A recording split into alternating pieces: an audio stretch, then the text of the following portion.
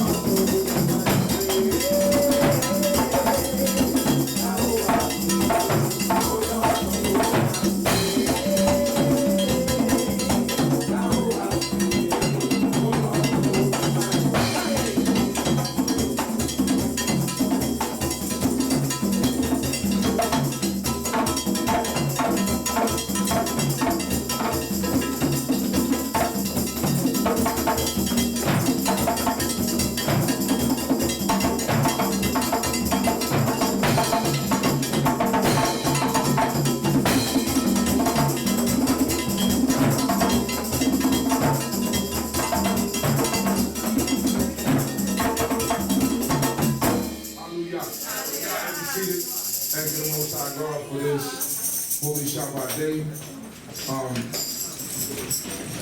This time, I'd like someone to please, they would like to come up and read.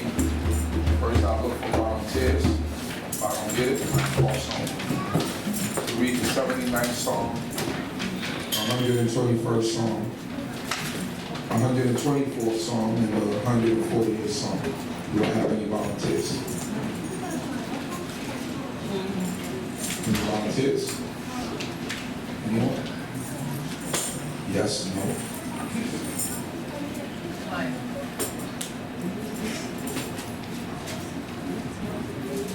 All right. How about I just read it? The 79th Psalm. Hallelujah. Hallelujah.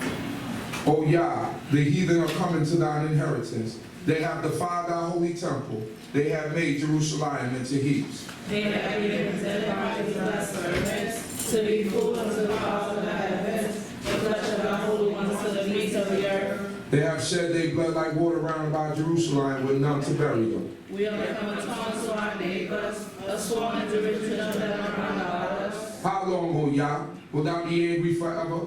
How long will thy jealousy burn like fire? Pour out thy wrath upon the nations that know thee not, and upon the heathens that call not upon thy name. For they have devoured Jacob and laid waste his habitation. Remember not the necessities of our forefathers. Let thy compassion speedily come to meet us, for we are brought very low. Help us, O God of our salvation, for the sake of the glory of thy name, and deliver us and forgive our sins for thy name's sake. Wherefore should the nations say, where is their God? Let the vision of thy servants of blood shed remain known among the nations in thy sight. Let the groaning of the prisoner come before thee, according to the greatness of thy power, set free those that are appointed to death. And bring us to our neighbors sevenfold to their bosom. They reproach with their reproach, they will hear. So we that are thy people and the flock of thy pasture will give thee thanks forever. We will tell of thy praise for all generations. Hallelujah. Hallelujah. 121st Psalm.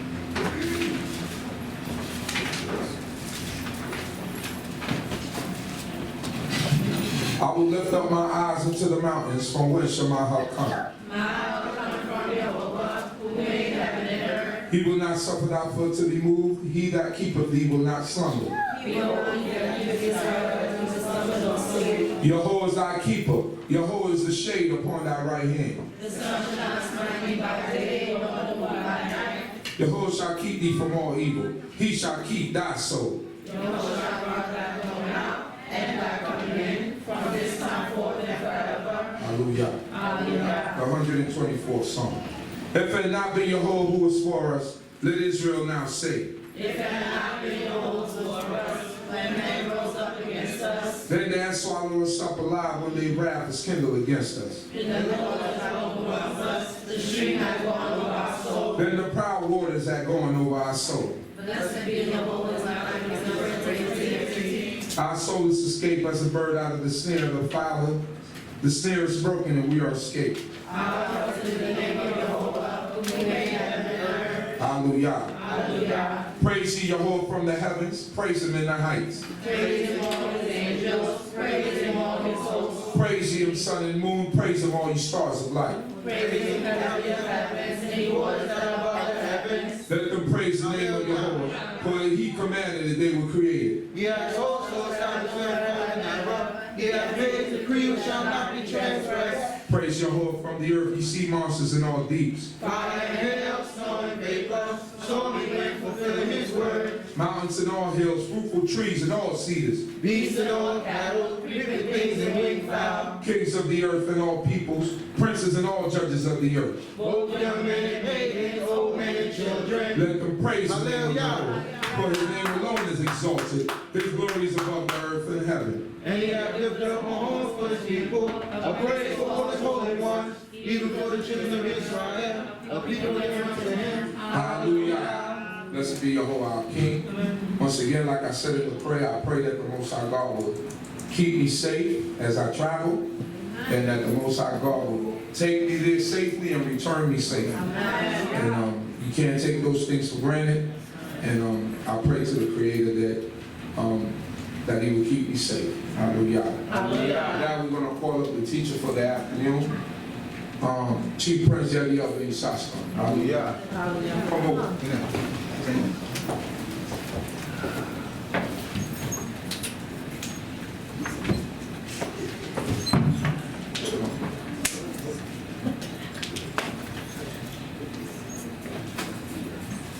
First and foremost, give all thanks, praise, and honor to the creator of heaven and earth, the God of our fathers, God of Abraham, Isaac, and Jacob. And I said the tongue of our forefathers, Shabbat Shalom. Shabbat Shalom.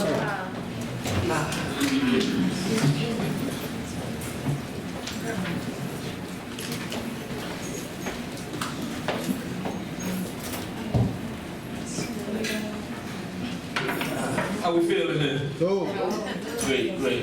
Beautiful Shabbat day. Beautiful people.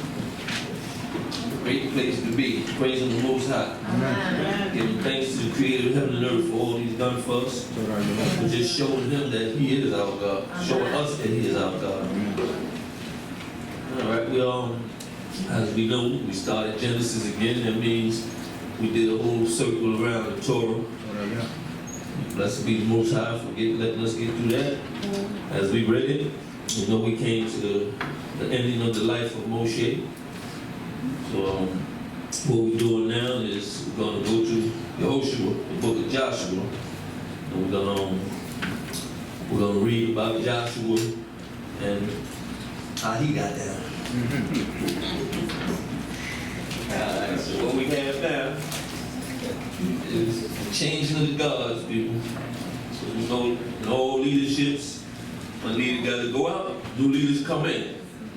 You know, I mean, they had it in here for a moment in the book of Kings where automatically sons came up after their father, but sometimes not done like that. That's the best person for the job, who gets the job, which it should be done when you deal with God's people.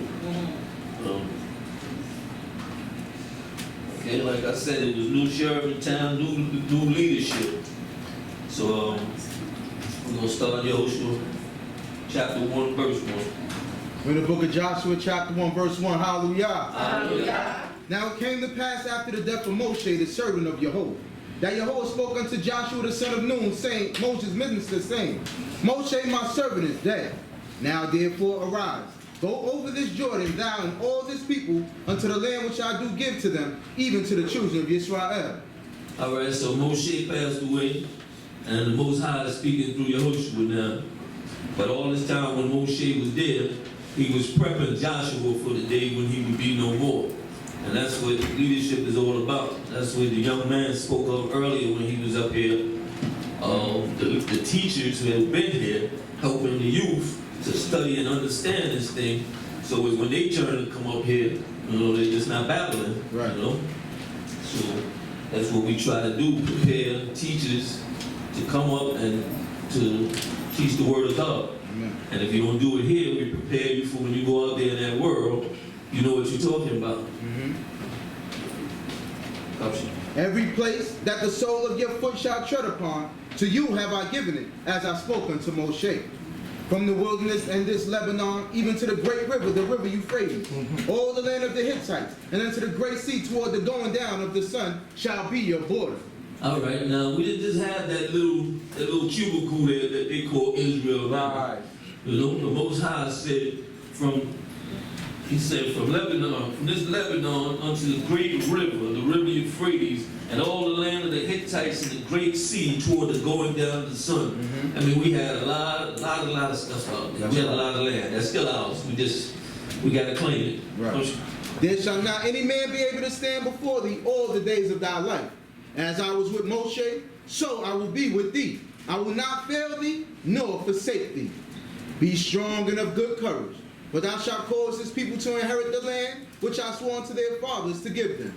Most High said, he gave Yehoshua the same promise. He said, I'll be with you, just like I was with Moshe. And you know he was down with Moshe. He had Moshe back. Right. And he had Israel back when we were in the right state of mind. But he says, there shall not any man be able to stand before thee all the days of thy life. Nobody can stand in front of you or come against you when the Most High is on your side. That's right. So this is a promise he gave us, but we can't forsake it. It says, he said, I will not fail thee nor forsake thee. Be strong and of good courage, for thou shalt cause this people to inherit the land which I swore unto their fathers to give them. You're going to say that a few more times in here. Be strong and of good courage. Because most of the times when you're not doing right, your courage ain't up and you're really weak.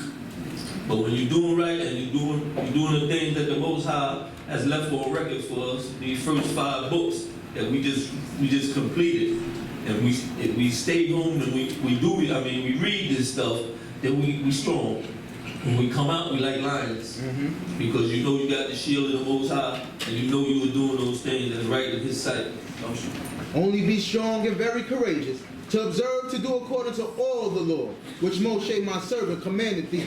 Turn not from it to the right hand or to the left, that thou mayest have good success whithersoever thou goest. You can't waver, you can't bend, you can't fold, you can't try to say that law is outdated. You can't try to shift and bend laws and dip to the right and add something to it, or go to the left and diminish something from the word. As we read this word, so shall we have to do it. We can't add our own words to it, or say, oh, that was back in the days. That don't go for us no more.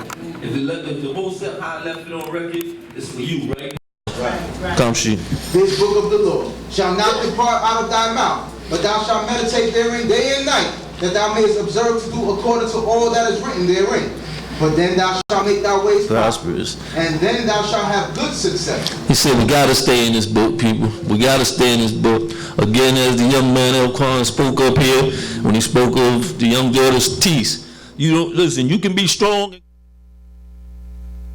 stand a chance. And this ain't no once a week thing. This ain't, oh, I got to go up Shabbat, let me get here Friday and try to study something. You got to stay in this book. This book you got to give it an hour, 2 hours. You got to put some time in this. You can't just do that Torah circle once a year and think you got it. You got to read stuff today, go back over it tomorrow when you get a chance, because you're always going to find something new, as our teachers always told us. Every time you go through this thing, something going to pop out at you that you never really seen before. So it said you got to stay in the book. It said this book of the Lord shall not depart out of thy mouth. And you can't speak of nothing that you ain't put in you. It ain't coming out your mouth if you ain't putting it in you. So we have to continually be in this book so that when we do talk to people, it's a Torah-based conversation. Right. Come, she. Have not I commanded thee? Be strong and of good courage. Be not affrighted, neither be thou dismayed, for your whole thy God is with thee whithersoever thou goest. It said, be not afraid, be not dismayed, because we getting ready to embark on something new to us. So, and in the wilderness, we had this little thing, we were spoiled. We were spoiled. So now we getting ready to go out. It said, don't let these people fear you. He said, be good, be strong and of good courage. Be not affrighted, neither be dismayed. For your whole thy God is with thee whithersoever you go. So when you're doing right, the Most High is with you wherever you go. And this promise, you gotta keep this on in your head. You gotta know this. You gotta feel this. We can't just read it here and say, I don't know. I can't see the Most High. I don't know if He really with me. I'm kind of, on the fence about. You can't be on the fence. That's right. Come, she. Then Joshua commanded the officers of the people, saying, pass through the midst of the camp, and command the people, saying, prepare you victuals, for within 3 days ye are to pass over this Jordan, to go in to possess the land which Yahweh your God gives you to possess it. Okay, so now what just happening here is the mourning period for Moshe is over. So the Most High is telling Joshua, you got to command these people. People need talking to. We have to reiterate these words over and over and over. Right. That's why I said we read Genesis, we're going to read Genesis, we're going to keep reading Genesis. And the same with Deuteronomy, because how many times already did it say be strong and of a good courage? Because we going to get weak. So the book got to keep reminding you. And that's when you read it through the week. On your bad days, be strong and of a good courage. That's right. And you wear that. You wear that like it's a t-shirt. And it said, okay, So now Joshua is prepped, and like again I said, we was some spoiled brats. We just came out of Egypt. We came through the wilderness. The Most High protected us from everything. He had a cloud by day, fire by night. He fed you. He gave you manna. He gave you quails. Right. He gave us all of this stuff. We didn't have to do for nothing. And we got spoiled. We sat back and we kicked, and Most High was watching out for us, and we busy bickering and arguing with each other. Balaam and Balak trying to curse us up there, and we down in there talking about, why you get the biggest piece of, and why your manna bigger than my manna? We down there crying about the smallest things because we had just idle time. Most High was taking care of everything for us. But now we going into our land, the land the Most High gave us, that he said he'd be with us. But you know what? You got to go out and work for this one. Right. You got to put your own works in on this one.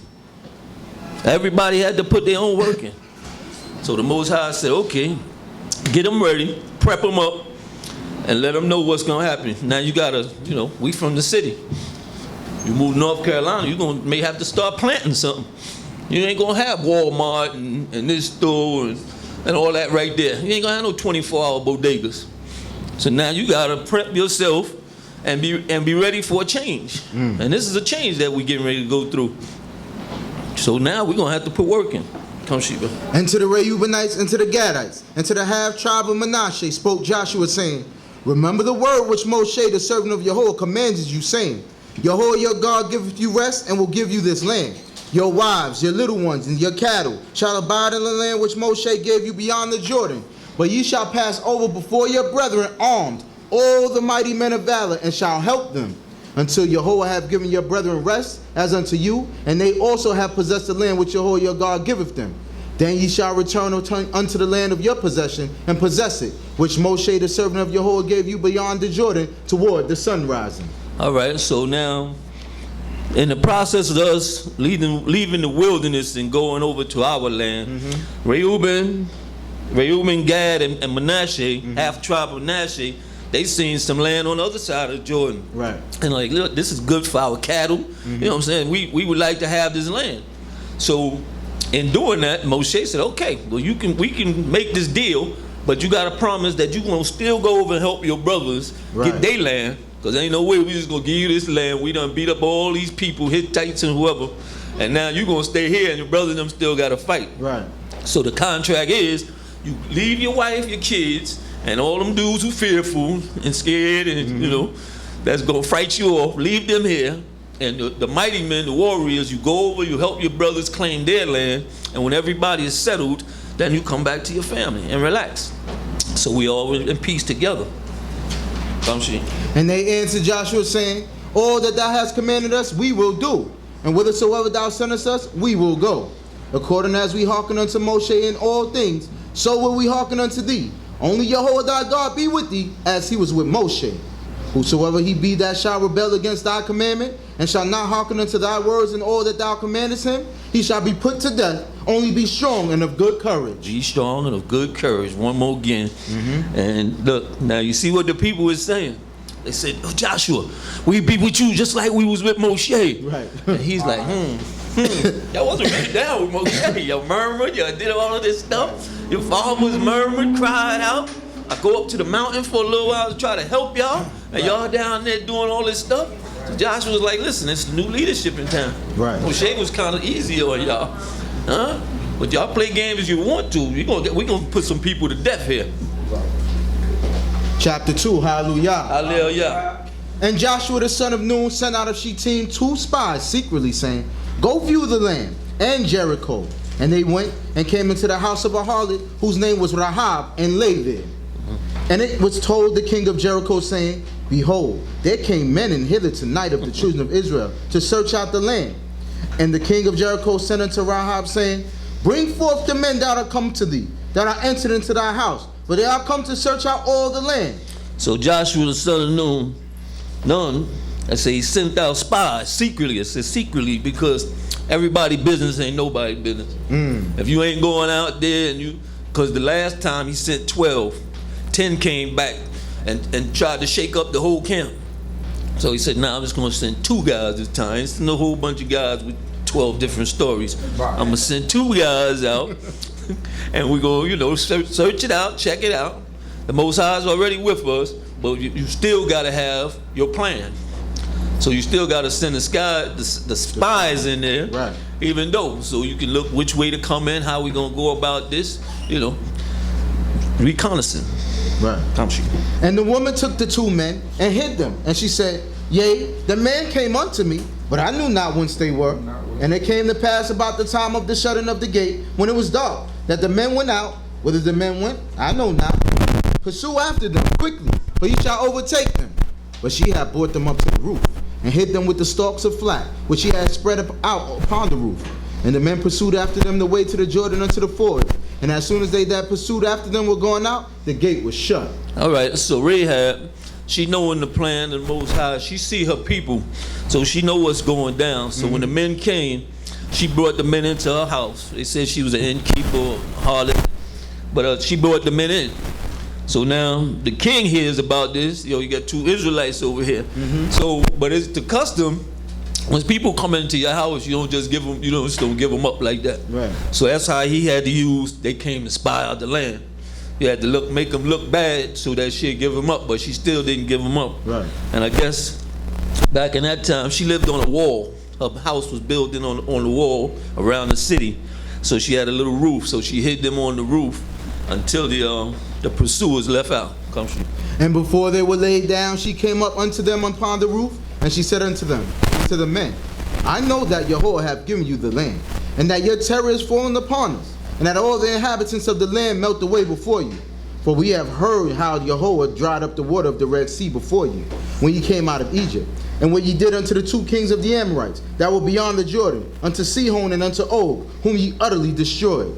And as soon as we had heard it, our hearts did melt, neither did there remain any more spirit in any man because of you. For Yahweh your God, he is God in heaven above and on earth beneath. People know more about you than you ever would think they know. That's right. These people, she's breaking down the whole history of what happened all the time in the wilderness and Og and Sion. She's breaking all this down there just to let them know, listen, I know about y'all. Right. And I know that these people over here is petrified of you.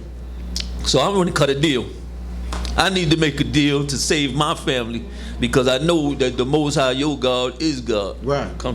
Now therefore I pray you, swear unto me by Yahweh, since I have dealt kindly with you, that ye also will deal kindly with my father's house, and give me a true token, and save alive my father, and my mother, and my brethren, and my sisters, and all that they have, and deliver our lives from death. Okay, now, she's not no selfish person either. I mean, she look, I want all my people saved. Right. I'm cutting a deal for all my people. I could have just said save me or take me with you. But she wants to make sure her whole family is safe. So she said, listen, this deal is on the part that you save my father, mother, everybody, my little brother, Toto the dog, everybody. So she's not selfish on this matter, but then they have to make a deal with her to seal the deal. Come she. And the men said unto her, our life for yours. If ye tell not this our business, and it shall be, when Yahweh giveth us the land, that we will deal kindly and truly with thee. All right, so they said our lives for your life. Right. Okay, now you get us out here. Don't tell our business what we coming back to do, and we're going to deal good with you. Come she. Then she let them down by a cord through the window, for her house was upon the side of the wall, and she dwelt upon the wall. And she said unto them, get you to the mountain, lest the pursuers light upon you, and hide yourselves there 3 days until the pursuers be returned, and afterward may ye go your way. And okay, so she's breaking down to them what they need to do, how you need to get out here, the right route and everything. So she said unto them, get thee to the mountain. So now she's showing them the right path to take, and then you got to wait a certain amount of time until the pursuers come back. Then she said, your good money. Right. And the men said unto her, we will be guiltless of this thine oath, which thou hast made us to swear. Behold, when we come into the land, thou shalt bind this line of scarlet thread in the window, which thou didst let us down by. And thou shalt gather unto thee into thy house thy father and thy mother, and thy brethren and all thy father's household. And it shall be that whosoever shall go out of the doors of thy house into the street, his blood shall be upon his head, and we will be guiltless. And whosoever shall be with thee in the house, his blood shall be on our head, if any hand be upon him. Okay, we're not going around looking for all your relatives now. Right. We ain't going all around trying to find who's down with Rahab. So everybody is just like when the angel of death came through. Listen, if you don't put no blood on the two side posts of the lintel, then your house ain't covered. So it's the same way. Listen, we cutting this deal. By the time we leave out of here to the time we get back with Joshua and the crew to mount up your family, put everybody in this one house. But this is the only house that's got the deal. Ain't no other houses. My father ain't want to leave his house. That's your father fault. So everybody is contingent on them being in that one house. Right. But if thou utter this our business, then we will be guiltless of thine oath which thou hast made us to swear. And she said, according unto your word, so be it.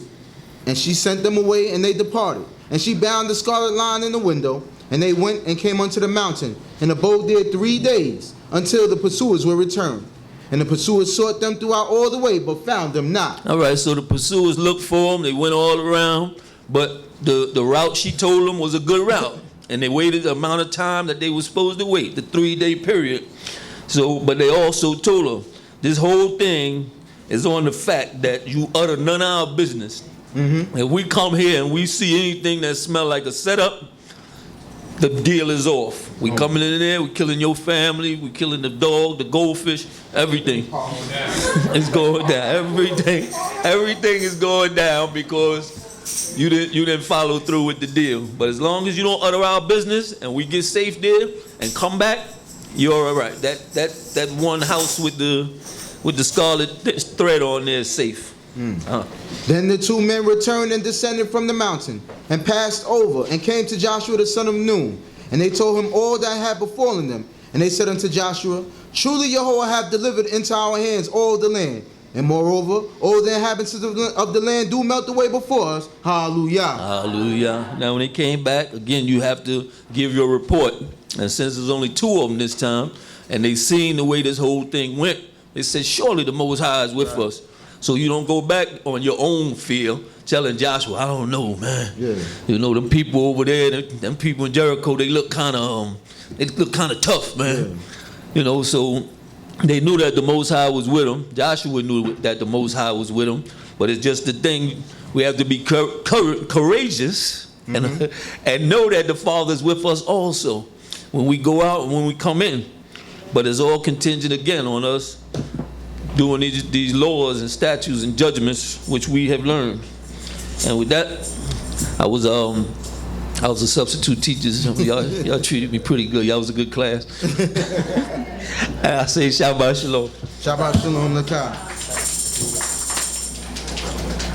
Y'all can give them a hand. Goodness gracious. You may be seated. That hesitant substitute class. Thanking the Most High God for the life of Chief Prince Yeriel. One of the things that stand out about Joshua, especially those first couple of chapters, or the second chapter, is for me,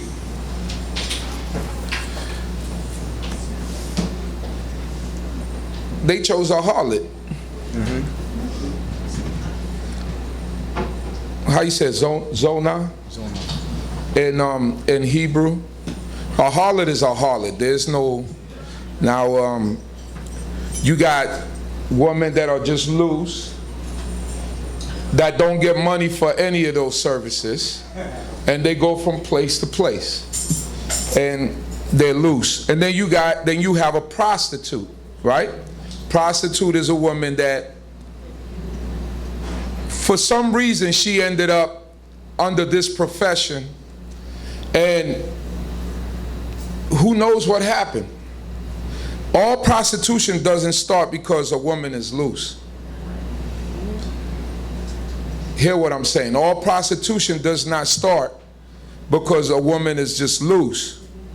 Sometimes you have women that might have children and then begin to do certain things in order to keep their family fed. Now, I'm not making an excuse for the profession, but they do say that it is the oldest profession on earth. But in this chapter, or in this book, you speak about us going into the land and then using a zonar to be able to keep these men safe. And I always thought to myself, why did the Most High God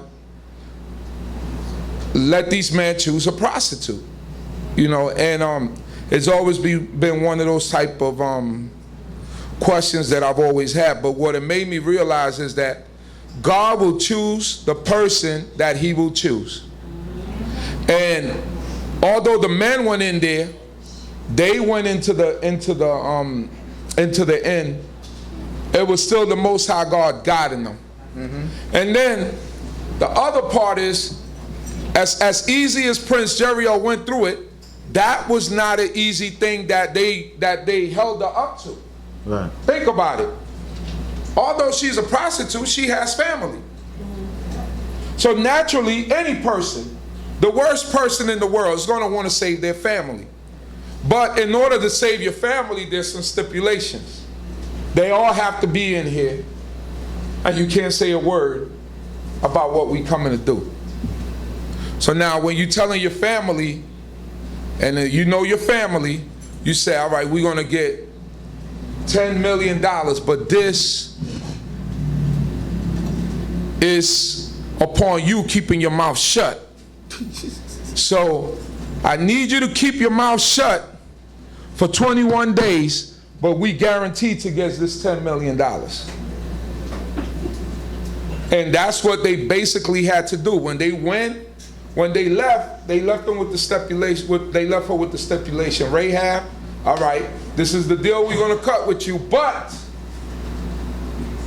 whoever you have in here has to be in here for that day when we come, and you cannot tell anybody. And that's not as easy as it just read. So there was a lot that came with her having to tell her family, telling them the reason why they had to be in there, because people were like, why I gotta be in here on this day? Right. Why is it that I have to be here specifically on this day? Right. And if she told them, then they had to keep their mouth shut. And not only that, you have to keep your mouth shut, and everything that you've ever known as a place where you live is going to be destroyed. And you're going to go start a new life in a different place with different people that don't have anything or any traditions that you have. Now that's the difficulty of that, and what Rahab had to do. So the Most High God shows mercy to whom he want to show mercy to. That's right. And the Most High God gives play to who he wants to give play to. So we can't go around. Sometimes we look at people and we look at their situations, and we try to kind of look at them and judge them in sorts, but we don't understand what they went through in life. Right, right. People go through all types of hardship. Every woman that go out there and you say, man, she's this, she's that. I'm not excusing it, because a lot of times we get into our own situations, but you don't know people's dilemmas. You don't know people's problems. And Rahab was the one that got chosen. Mm-hmm. When Prince Yeriel spoke about the portion of land that Israel got, what they show us is the little sliver in Northeast Africa. But when you really look at the measurements that he gave him in Joshua chapter 1, right, it said from the river Euphrates. Right. The river Euphrates starts from the mountains of Turkey. It flows all the way, I think it's, let me see, Turkey, Syria, Iran, Iraq, and I think it hits part of Kuwait. Now that's way east of what they say our land is. So that's an area that compasses, and then it says from that point, from the river Euphrates, all the way to the Great Sea. The Great Sea is the Mediterranean Sea. Right.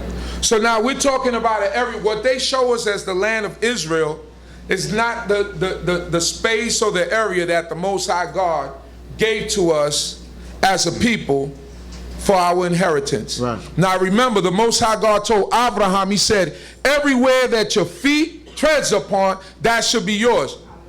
Abraham came from Ur of the Chaldees. That's all the way over there in Iran and Iraq. So all the distance that he walked all the way to the land of Canaan, all that belonged to him. So in reality, when you go back and the Most High God bring the children of Israel back to the land, we're not going back to just a little sliver of land. We're going back to a vast or a large space that's going to run from the river Euphrates all the way to the Great Sea. This is some of the tension that you have in that Middle East, because everybody around there read the same book that we read. They know geographically what those people are reading. And when they read that, they say the river Euphrates is all the way east. It doesn't cut down into, it doesn't cut around or cut down into Africa. Right. It stays all the way east.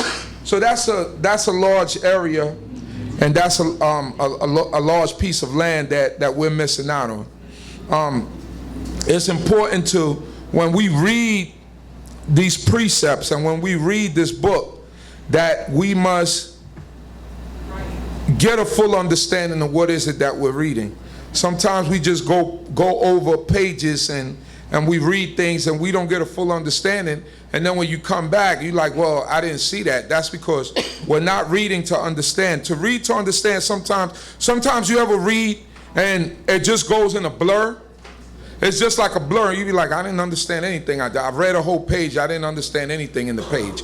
That's the wrong way to read this book. Even if you just have to read one chapter a day and get a full understanding of that chapter, that's the proper way to get the understanding of Torah. The proper way to get understanding of Torah is this way. You don't read a book and then you see a word like haughty. You assume what the word means, right? But you don't really know what the word means. You try to use the context of what you're reading in English, knowing that the English is not really the language that it was written in. So the least you should do is at least open up Webster's and find them. Oh, you got Google search. They have a dictionary, right? If you look up the word haughty, what do you think it's going to say? Haughtiness. If you look up the word pride, what do you think pride is going to say? I'll use the word pride. Anybody, when you look up the word pride, what do you think the word pride is going to say? I want their versions first of what they think pride is. What do you think pride is? I'm proud to be black. That's pride. Proud to be black. I mean, that is what? Happiness. All right. Courage. Anything else? Any other words? Any words that are synonymous with pride? Huh? Eager. All right. Yes. Ego? You said ego? All right. What do you say? Arrogance. Excitement. So let's see the meaning of the word pride. You're going to have the American meaning of pride. I'm proud to be black. I'm proud to be that. But what is the book meaning when it says pride? Let's go. Pride. A high or inordinate opinion of one's own dignity, importance, merit, or superiority, whether as That cherished, sounds like a conceited person. whether as cherished in the mind or as displayed in bearing conduct, etc. Bearing conduct. What are some words that are synonymous with pride? Run them all down. Let's see. We have Egoism. What is prideful. it? Prideful. We have conceit. Conceit. Self-esteem. But the way we understand it in America, we don't see pride as that. But what the Tanakh said tells us, it said, forsake pride. Keep reading some of the words that are synonymous. Egotism. Egotism. Vanity. Vanity. Vainglory. Vainglory. They have self-esteem. Self-esteem is going to give you all... Self-admiration. Right, self-admiration. I'm the best person in the world. Go ahead. It's a bunch. It's a bunch. All right, so leave it at that. So this is the importance of when we read this book, why we need to look up words and understand what the meaning of what the book is telling us, and the understanding of it. Right. Once we get the understanding of it, then we're reading something in the proper context. When you read something in this proper context, then you get full understanding of it. Because there's certain things that you read in this book that you're not going to be able to get, like prophecies that are just happening that you have to go to someone to try to explain it to you, because you're not going to understand it. But words have meaning. Words have meaning, and you have to understand what is it that you're reading. Don't take for granted that you know and you understand a word. And that's what a lot of us do. We take for granted that we understand a word, and that's what the word is. And in all reality, is not really the meaning of the word. So those are some of the tips that you use when you study this book. Understand what is it that you have to do. There are laws that you have to adhere to. As young men and young women, as we growing, certain things begin to happen to our bodies, right? Young women, they get a menstrual cycle, right? Those are things that you and your mother, your aunt, you know, if you only have a father, you're going to have to talk to them about. When that happens, there's an uncleanness that goes with it. There's an uncleanness or a law of uncleanness that go with it. There's a period of separation that you must have, that you have to understand your body and know that I cannot be around God's people or holy convocation. I have to make a separation. These are laws, simple things that you have to know, right? So when you get to this period of time, or you're getting close to this period of time, you have to clock and calculate. If I've been to 3 Shabbatot, I'm going to miss 1, because it comes every, I don't know, 28 days, 29, I don't know how it works for every woman, but it's something of that sort, right? So when you see that, you have to get prepared and you have to separate yourself. Now, women's cycles vary, but you know that you have to make this separation from the congregation of the Lord. Young men, as you get older, there's going to be a moment where you're going to wake up and you're going to think that you peed the bed. And you're going to say, this don't feel like urine. You said, this is something different. You're going to be like, this don't feel like that. It's going to be sticky.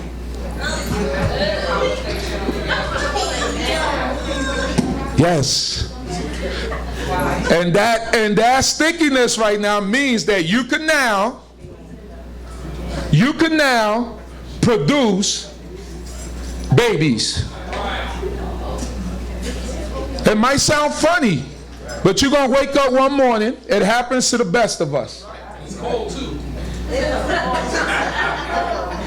It happens to the best of us. So if you haven't heard this before, I'm saying Uncle Ooze taught it to you.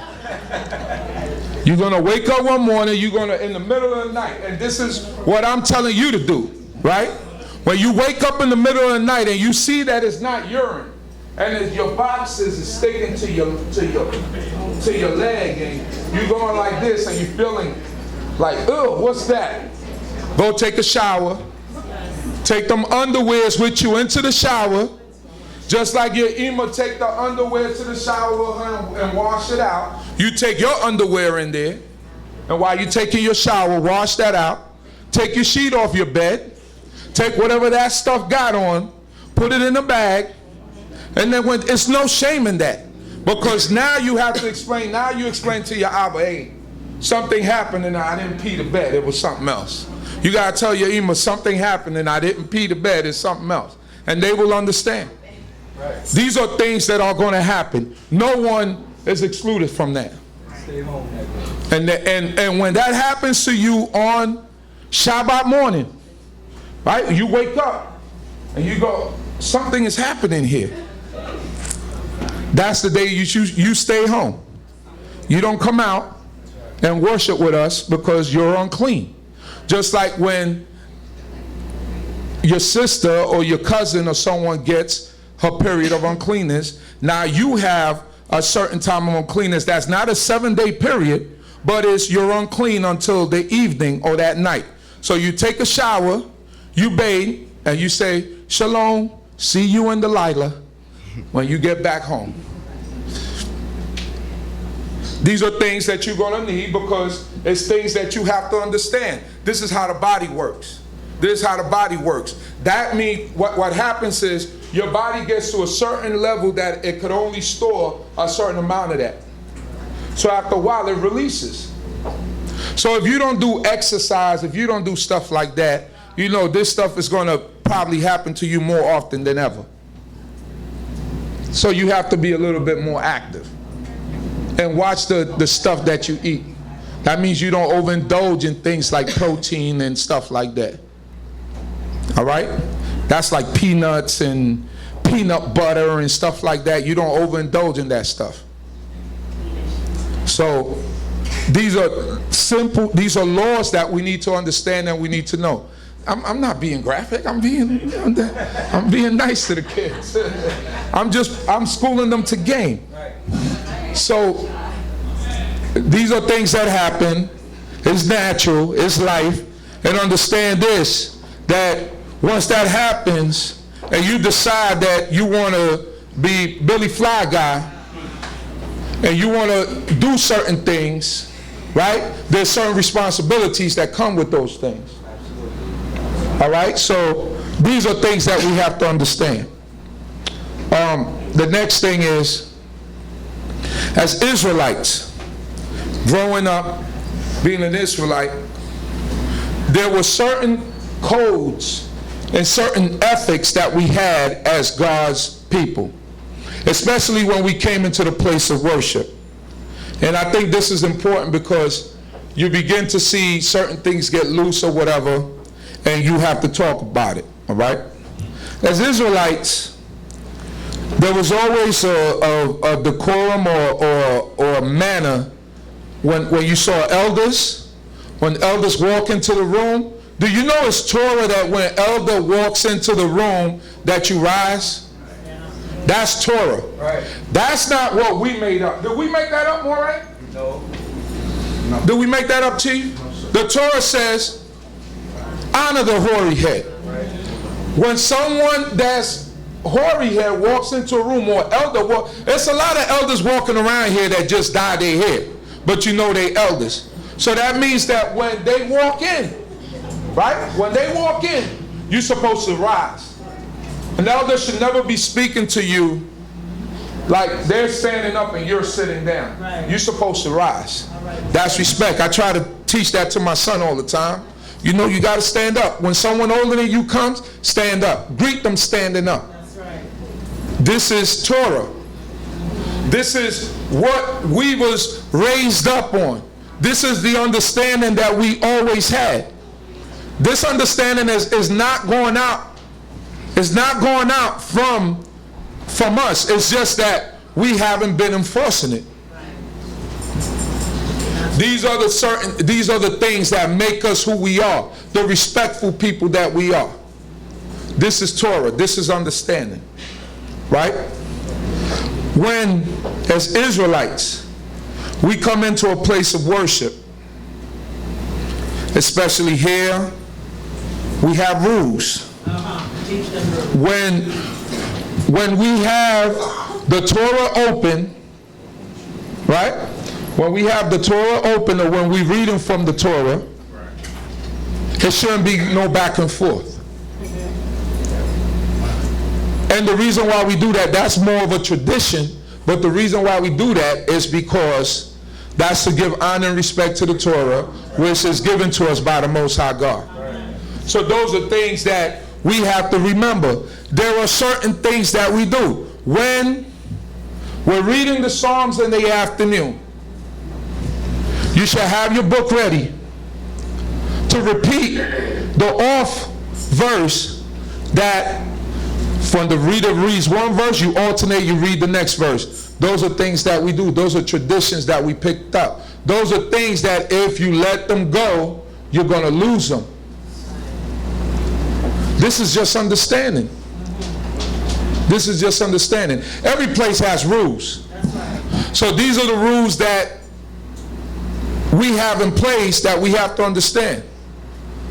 There should not be a reason why you come in here dressed in a manner that's not fit for a man or a woman to dress when they come into a place of worship.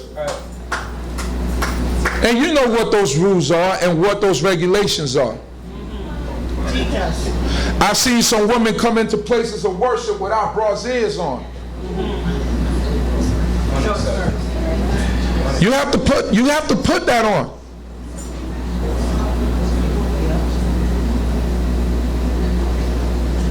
We have to be conscious of what is it that we're doing, because we're God's people. So when you come out to a place of worship, it's about respect. You're respecting those people that are coming to worship with you. So when you come presentable. You come when you wake up in the morning or before the morning, the day prior, you prepare your clothing, you wash it.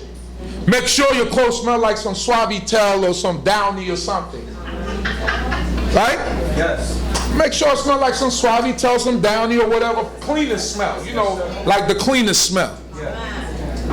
Right? And then after that, you wash, you bathe. On this day, you're supposed to wash from head to toe. You wash from head to toe. Wash from head to toe. Why? So you wash from head to toe, you are assured that you are clean when you step in here.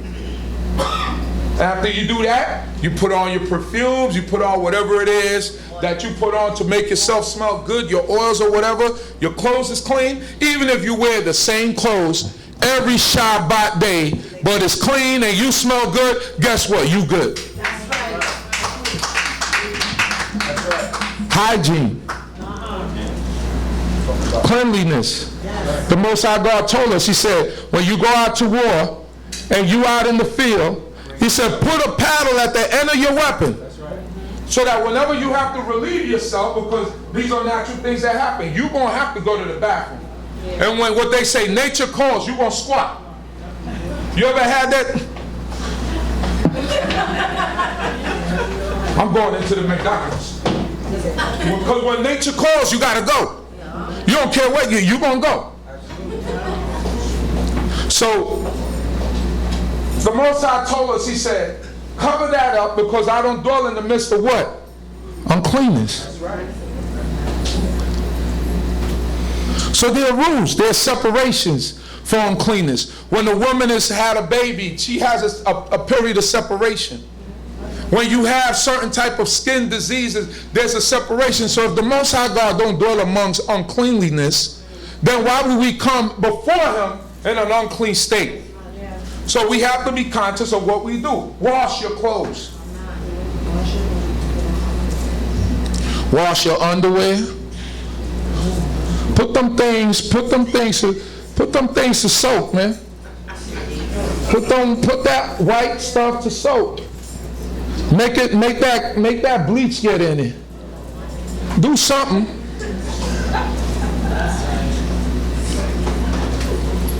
Some of the things that we do are unacceptable. And the thing about it is that sometimes, because we don't speak about it because you try not to be mean to people, but it's not really being mean, it's teaching people the right way, because some people don't know the right way. They haven't been taught that. And I'm speaking in general, so don't take offense to this, but if you know that you fall under the category, then do better. That's it. It's about doing better. Iron your clothes. Make sure there's certain things that you do. Make sure that you have tidiness. Your parents shouldn't be telling you all the time what to do.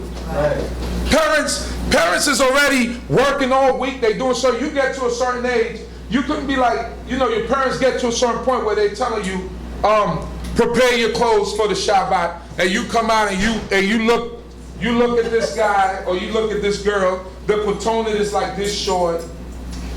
You're like, what the heck is going on? Like, I told you prepare your clothes, but I didn't tell you to get that.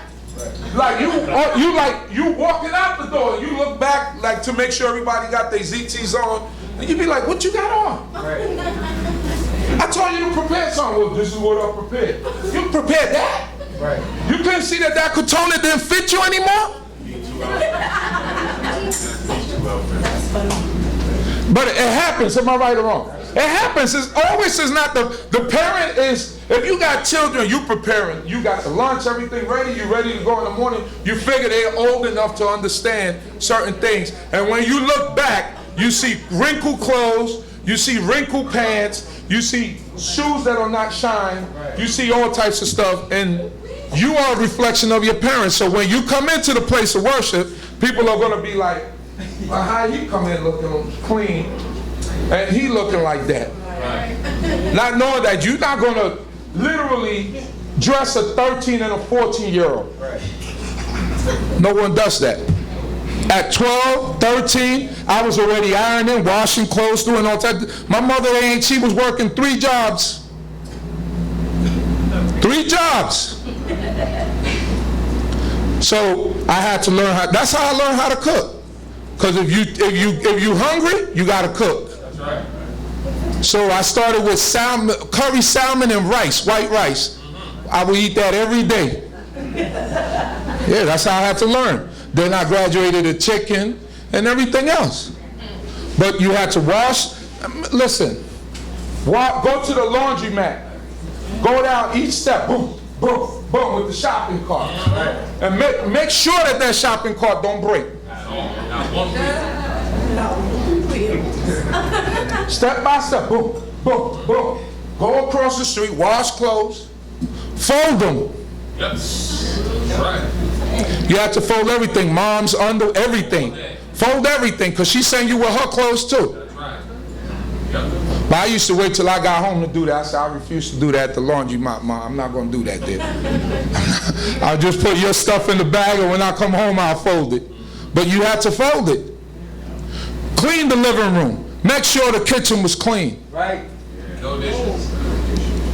And back then, my mother had plastic on the furniture. The rug, you better not drop anything on it. And when you vacuum, you had to take each cushion off the couch and vacuum underneath there, because she was an inspector. She'll come home and be like, this is not clean, clean everything all over again. Right. Tear it all up.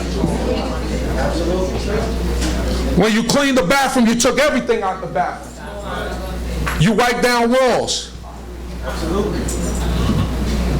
Cleanliness, that's what our parents taught us. This is what they put in us. These are the things that they put in us. So why did we abandon them, and why we ain't passing it down to our children? Me included. Are we raising a generation of spoiled brats? Because I remember what I had to go through. My imam made me hang she made me hang a clothing line. Remember, like in the back window, you put the clothing line from one window to the other to put so you can hang close so they could dry. I darn near fell over from the 3rd floor. She was like, get it right now, just, you play baseball, right? You can't throw that to the next window. Me and my brother was there like for 30 minutes trying to throw that rope to the other side so we could put it through the pulley. So that when she washed clothes or when we wash clothes, she could hang it.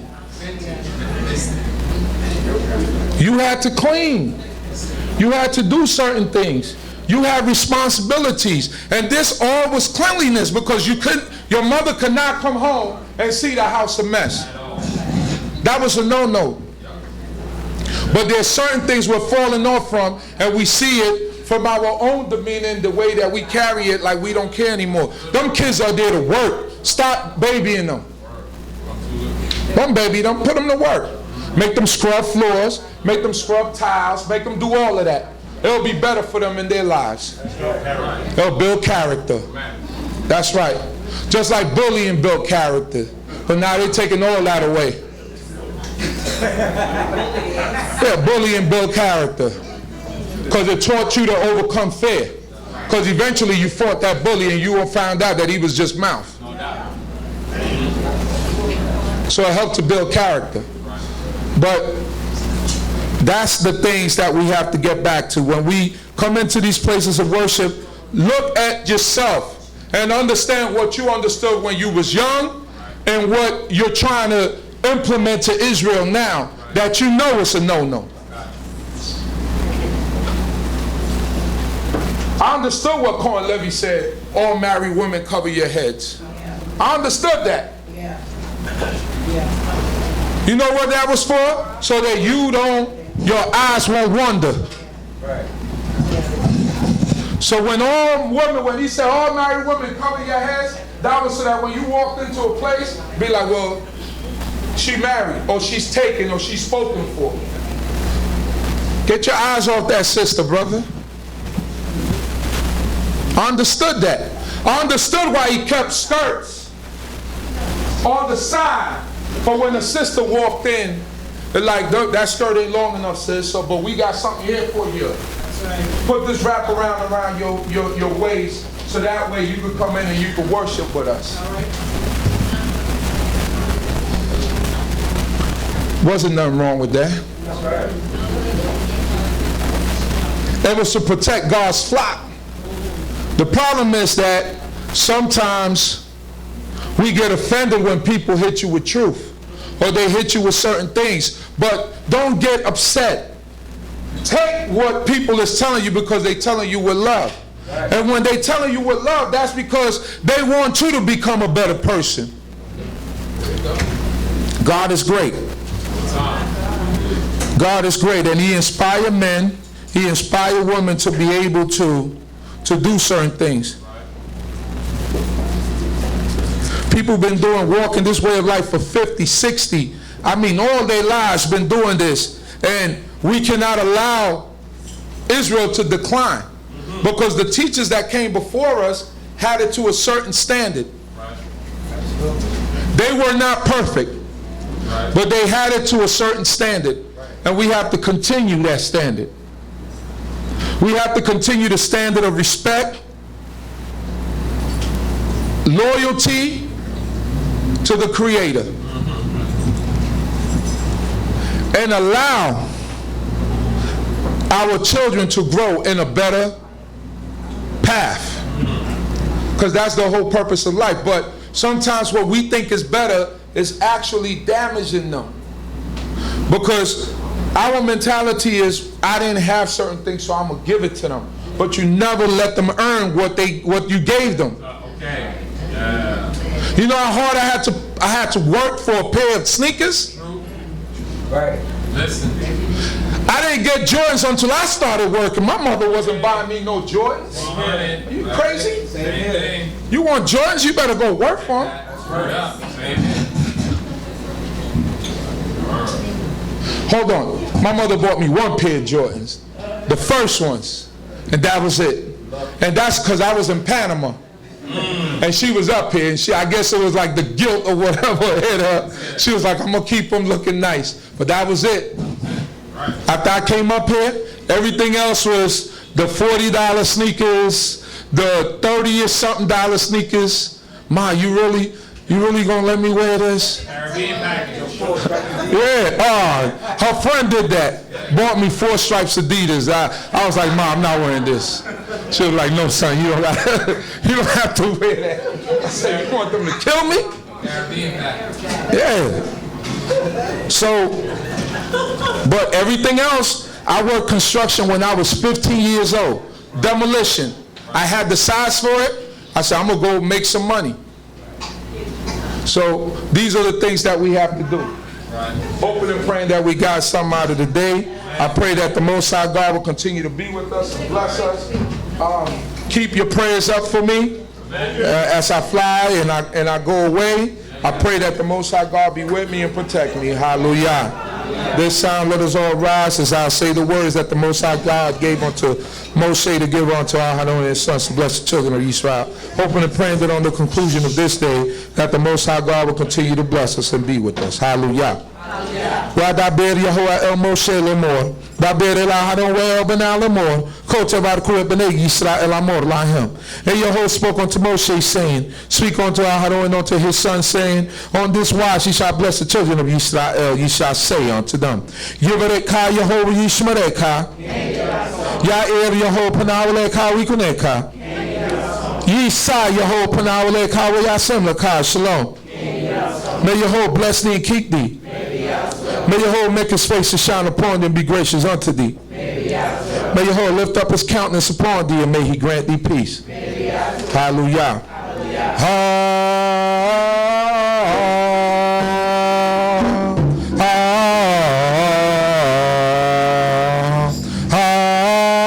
Hallelujah.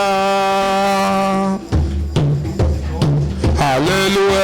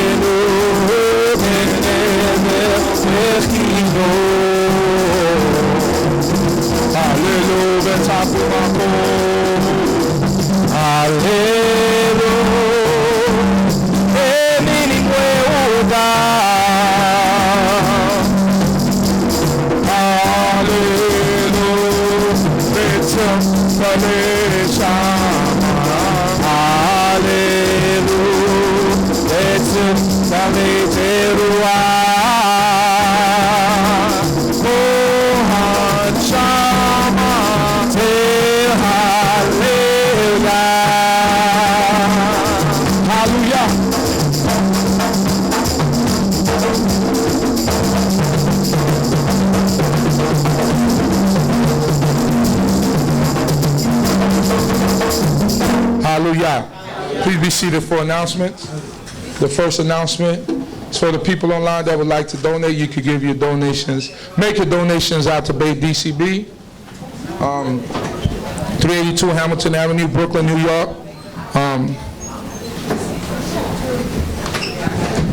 What's the zip code again? 11231.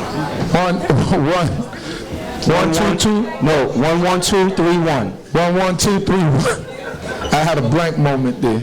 11231, the zip code. And also for the people online, you could donate on our super chat. Super chat donations, we appreciate those. That's the dollar sign on the bottom of the chat. You can press that and donate that way. You can also donate on PayPal, info@baitdcb.org, info@baitdcb.org. Or you could go to our website, www.baitdcb.org, and you could donate there also. Okay. Tonight, karaoke taco night here at Bait D.C.B. Karaoke taco night for everyone out there that's interested. Please come out and support. Mausia, who donated there? Maria Rania. How much? Tell Chief O'Quana how much you put there so you can write it down in the book. 35. Any other announcement? What about the next month down to Philly? November 23rd. We be going. Some of us will be going down to Philly to Temple, Bethel, and Philadelphia, Pennsylvania. So November 23rd. Any other announcements? No other announcement? I leave tonight, 2 in the morning. You coming with me?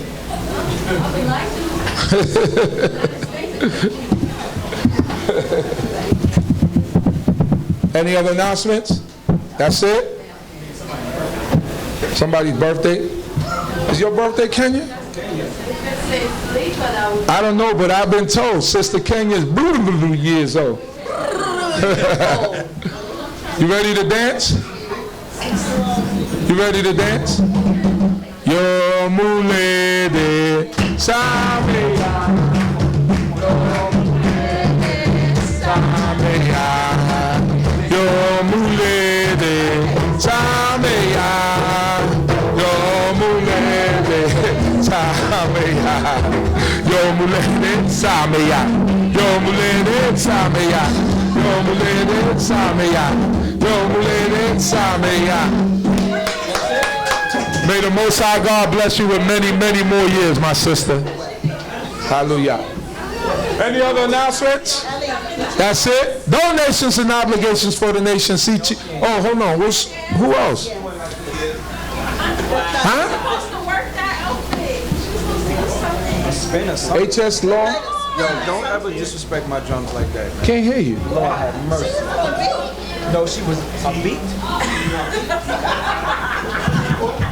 You ever heard that somebody, one of these kids is doing their own thing? Sadiqa, thank you for your donation. Deshelle Pearsall, thank you for your donation. Hallelujah. Donations and obligations, see Chief Felquan.